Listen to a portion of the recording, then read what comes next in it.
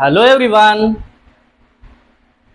आज हम पढ़ेंगे ऑप्टेटिव सेंटेंस। डायरेक्ट इनडायरेक्ट में जो ऑप्टेटिव सेंटेंस वाले सेंटेंस होते हैं इनके बारे में हम पढ़ेंगे।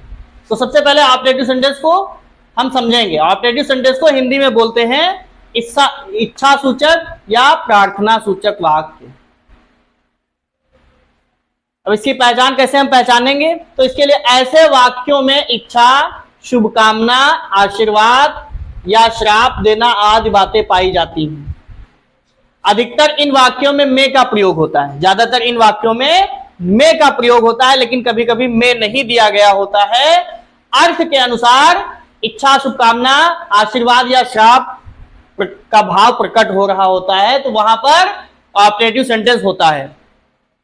तो जब ऑप्टेटिव सेंटेंस होगा तो हमको सेड या सेड टू के स्थान पर क्या लिखना है? तो सेड या सेड टू के स्थान पर सेड या सेड टू के स्थान पर अर्थ के अनुसार विज्ड,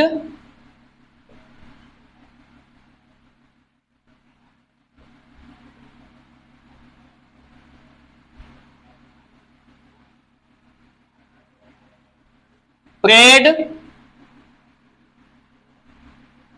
भगवान से प्रार्थना,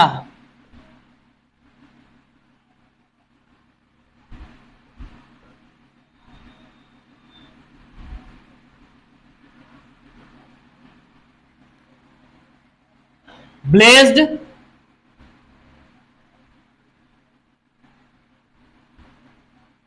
आशीर्वाद,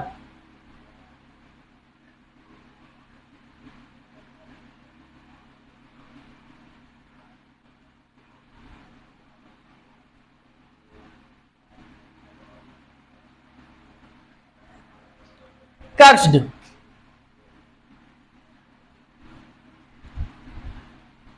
श्राप,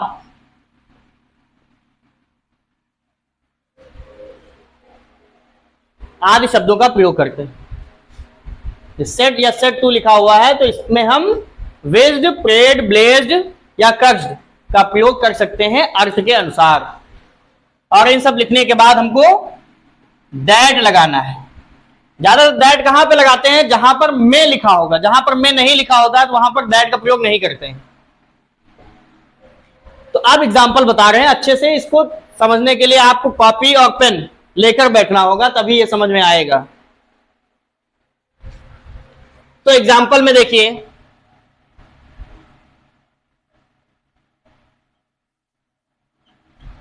the teacher said to me,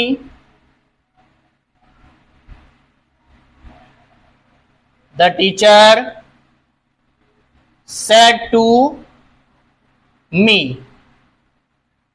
may you pass in first division, may you pass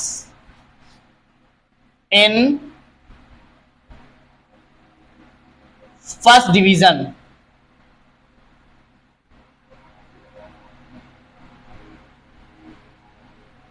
और ऑप्टेटिव सेंटेंस में मार्क ऑफ एक्सक्लेमेशन लगा होता है। तो इसमें सबसे पहले हमने इसको देखा, इसमें शुभकामनाएं दी जा रही हैं और शुभकामनाओं के लिए हम क्या लिखते हैं? विज्ड लिखते हैं। तो सबसे पहले the teacher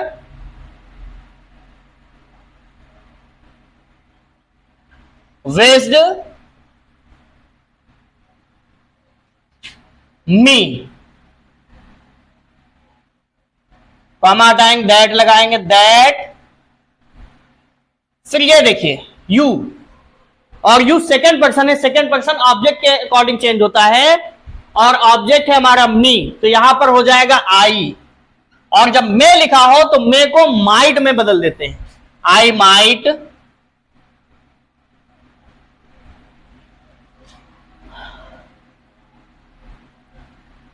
pass in first division,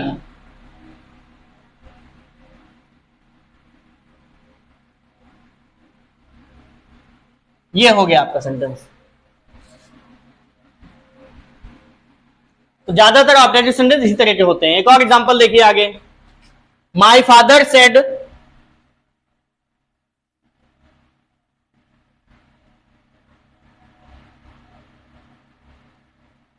my father said, may you win the race, may you win the race.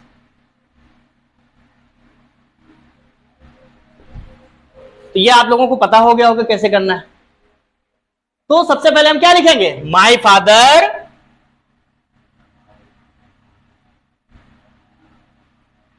विज्ड, फिर that. You second person object के अकॉर्डिंग चेंज होता है। यहां पर ऑब्जेक्ट दिया नहीं, तो जब ना दिया हो तो ऑब्जेक्ट हम मान लेते हैं। तो यहां पर मैंने माना मी, तो मी का होता है I might win the race.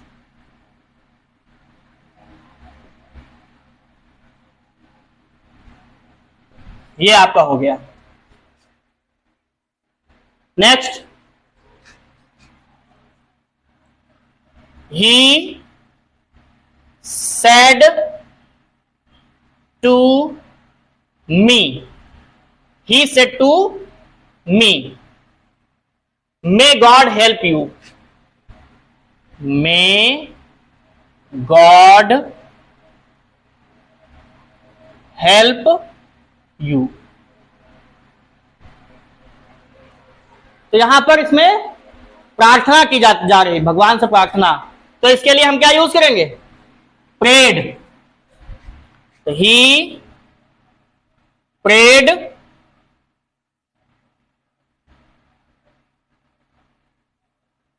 Me that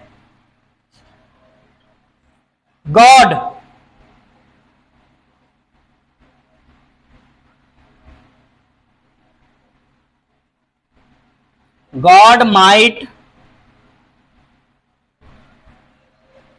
help me, ये आपका सेंटेंस हो गया। इसी तरह से जब श्राप दिया जाए, तो जब श्राप जहां पे दिया जाता है वहां पर हम क्या लिखते हैं, कर्स्ड का प्रयोग करते हैं। कहां पर, सेड या सेड टू के स्थान पर। तो लिखेंगे द मैन, अगला एग्जांपल देखिए, द मैन सेड, आदमी ने कहा, मे यू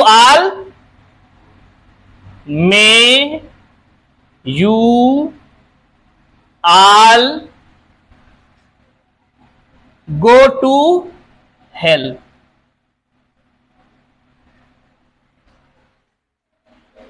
तो हम ये तुरंत समझ गए कि ये इसमें श्राप दिया गया है। तो जब श्राप दिया जाता है तो हम लिखते हैं कर्स्ड। तो लिखेंगे द मैन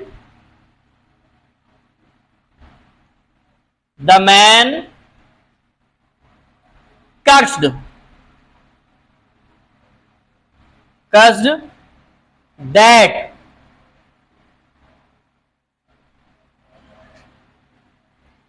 अब यहां पर हम हिम भी मान सकते हैं, लेकिन यहां पर ये यू ऑल है, तो यहां पर बहुत से लोग हैं, तो इसका मतलब है हम यहां पर दे ऑल लिख सकते हैं, they all go to hello.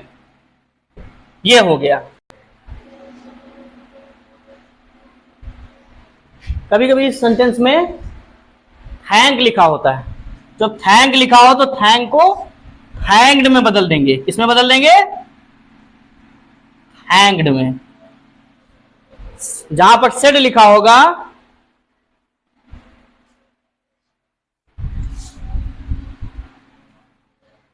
इस तरह के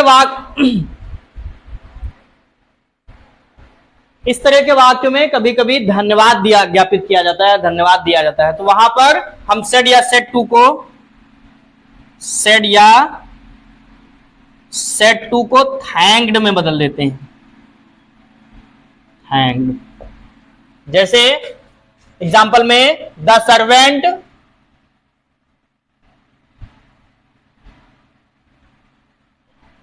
said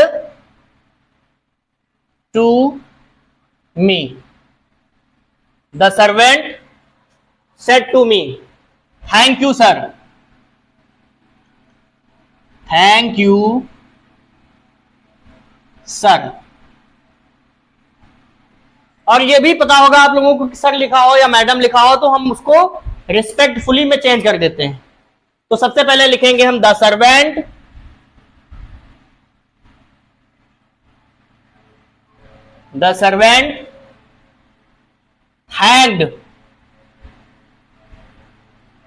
thanked me respectfully.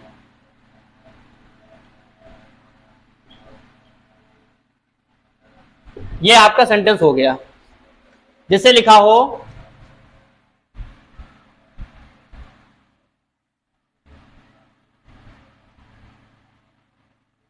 Thank you, he said,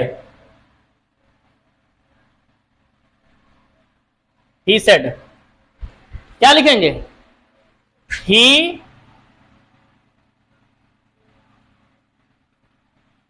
thanked मी। ये हो गया, स्क्रीनशॉट ले लीजिए इसका। अब इसके बाद आगे आराम से पढ़िए, समझिए, कोई जल्दबाजी नहीं। अभी क्लास ऑनलाइन भी चलाएंगे, लेकिन ऑनलाइन में सब्सक्राइबर अभी कम है। 1000 सब्सक्राइबर पर ऑनलाइन चलता है, तो अभी 1000 हुए नहीं, इसलिए ऑनलाइन क्लास नहीं चला पा रहे हैं। 1000 हो जाए फिर ऑनलाइन क्लास चलाएंगे, तो आप लोग की पढ़ाई अच्छे से हो जाएगी।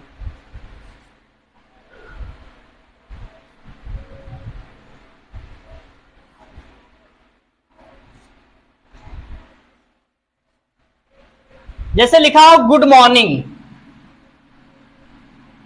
Good morning,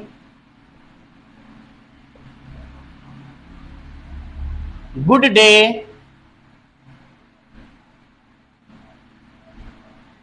happy birthday,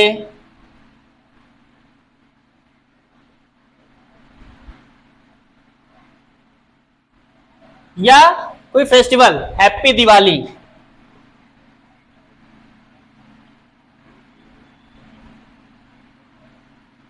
happy Diwali. तो ये सब चीज लिखी हो तो उसके लिए हम यूज करते हैं विज्ड, विज्ड का प्रयोग करते हैं। लेकिन अगर लिखा हुआ है गुड बाय या गुड नाइट,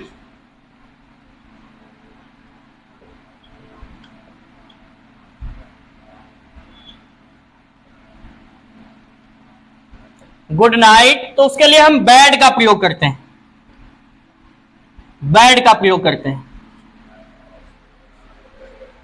जैसे एग्जांपल देख लीजिए,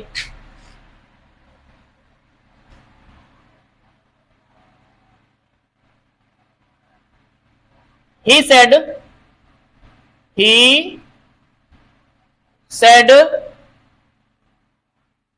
goodbye my friend,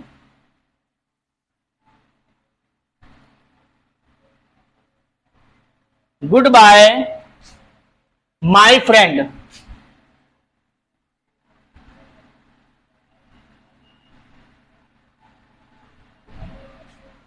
तो यहां पर गुड बाय दिया गया है, तो इसके लिए हम बैड का यूज कर सकते हैं। ही बैड गुड बाय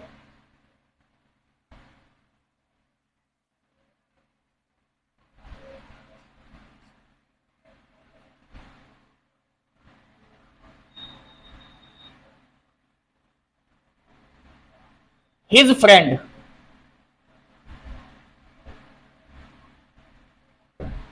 अब इसमें दैट का प्रयोग नहीं करेंगे, क्योंकि यहां पर मे नहीं दिया गया है, और जहां पर मे दिया गया होता है वहां पर हम दैट का प्रयोग करते हैं। यहां पर मे नहीं दिया गया है, इसलिए यहां पर हम दैट का प्रयोग नहीं करेंगे। और यह दूसरी तरीके से भी बन जाएगा, he bad his friend, his friend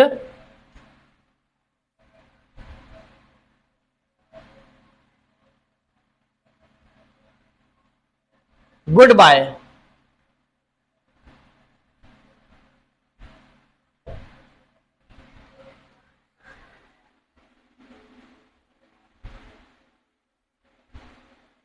अब इसी तरह से जैसे गुड मॉर्निंग का है, तो जब गुड मॉर्निंग का दिया हो या हैप्पी बर्थडे का दिया हो तो उसके लिए हम विश्ड का यूज करते हैं। किसका यूज करते हैं? विश्ड का। जैसे लिखा हो Mohan said to Sohan, Mohan said to Sohan, Mohan ने सोहन से कहा। क्या कहा? हैप्पी दिवाली।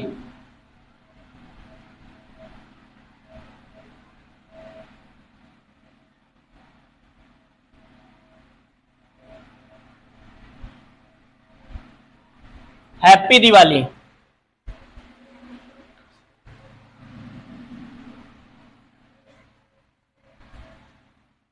आंसर लिखेंगे मोहन विश्ड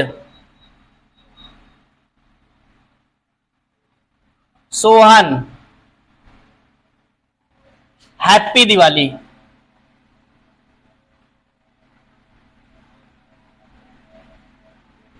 ये आपका सेंटेंस हो गया। तो इस तरह से सेंटेंस दिए गए होते हैं।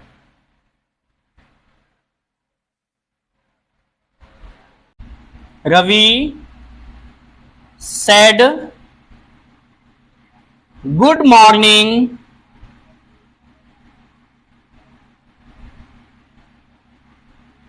My friend.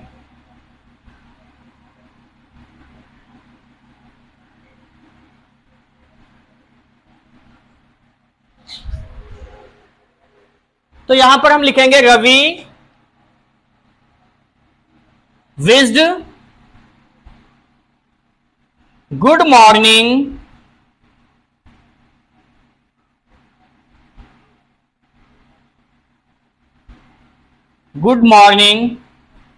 To his friend.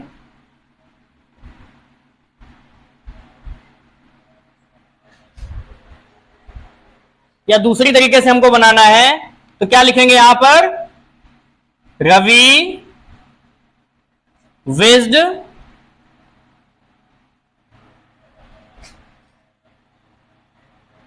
His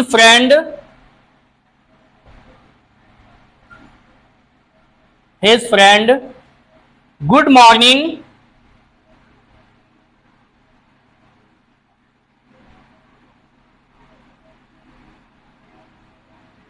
ये आपका हो गया।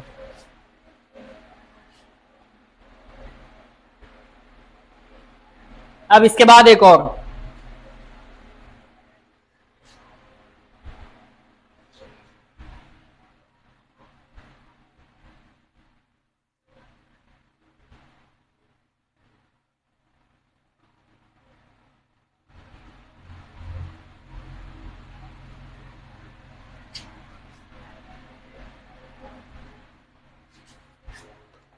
Mohan said to the officer.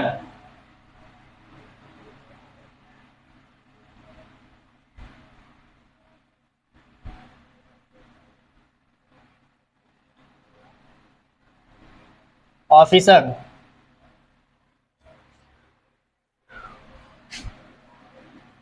Sir can I go home now. Sir can I go home now. अब इसके लिए सबसे पहले हम ये सेंटेंस देखेंगे और सेंटेंस देखने के बाद हमको ये पता चला कि ये इंट्रोगेटिव सेंटेंस है और इंट्रोगेटिव सेंटेंस होगा तो हम क्या बताएंगे? सेड या सेड टू के स्थान पर हम आस्क्ड लिखते हैं। तो क्या लिखेंगे?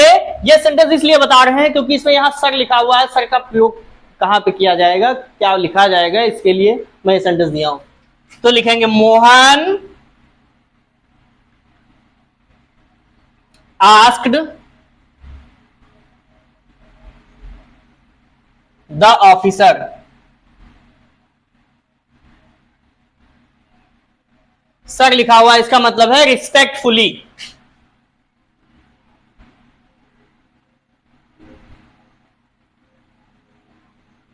रिस्पेक्टफुली। फिर ये फर्स्ट टाइप इंट्रोगेटिव सेंटेंस है, इसलिए हम इफ का प्रयोग करेंगे, इफ। फिर ये आई फर्स्ट पर्सन है और फर्स्ट पर्सन सब्जेक्ट के अकॉर्डिंग चेंज होता है। सब्जेक्ट यहां पे मोहन है तो यहां हो जाएगा ही। कैन को कुड में बदल देते हैं, he could go home. Now को देन में, देन। ये आपका सेंटेंस हो गया। तो जहां पर कभी सर लिखा हो तो वो उसको सर या मैडम को हम रिस्पेक्टफुली में बदल देते हैं।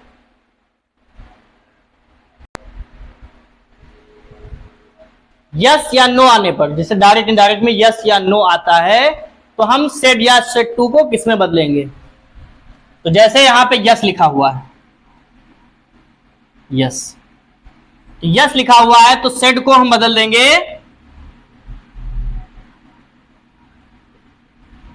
एडमिटेड, एग्रीड या एक्सेप्टेड में चेंज कर देंगे।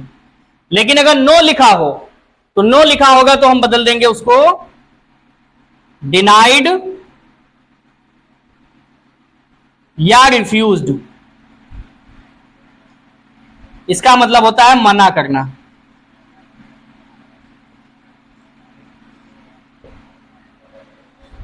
जैसे एग्जाम्पल में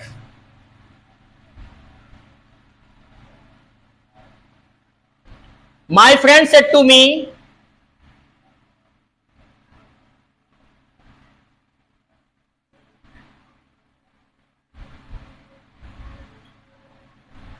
my friend said to me, will you go to cinema with me?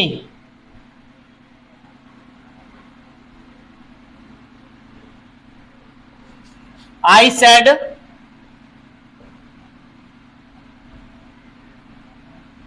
yes।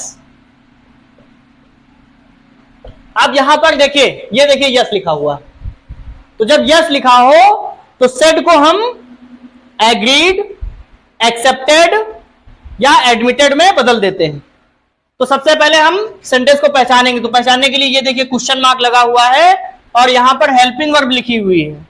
तो हम ये समझ गए कि ये इंट्रोगेटिव सेंटेंस है और फर्स्ट टाइप इंट्रोगेटिव सेंटेंस है, यानी कि सेड या सेड टू को आस्क्ड में बदलना है। तो my friend asked me if you second person है, सेकंड पर्सन ऑब्जेक्ट के अकॉर्डिंग चेंज होगा। ऑब्जेक्ट मी है तो इसका हो जाएगा आई शुड। क्योंकि आई और वी के साथ शैल का प्रयोग करते हैं और अन्य सभी के साथ विल का प्रयोग करते हैं, लेकिन मॉडर्न इंग्लिश में दोनों में से किसी का भी प्रयोग कर सकते हैं। तो इसलिए आई के साथ शैल का प्रयोग होगा, इसलिए मैंने शुड लिखा है। Should go to cinema with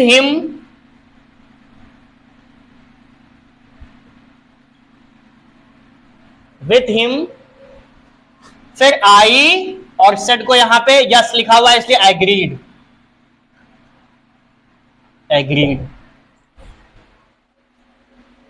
जैसे इसी टाइप का दूसरा सेंटेंस और वहां पर नो लिखा हो, देखिए ध्यान से। जैसे यही सेंटेंस है और वहां पर नो लिखा हुआ है, my friend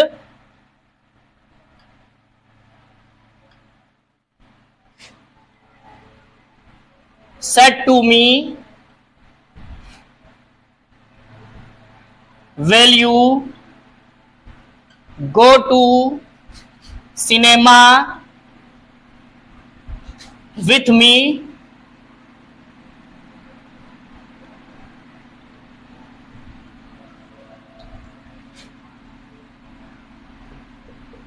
I said no। Same है उसी तरह, तो आपको कुछ नहीं करना है। सबसे पहले ये सेंटेंस पहचान के कर देना है। My friend asked me if I should go to cinema with him.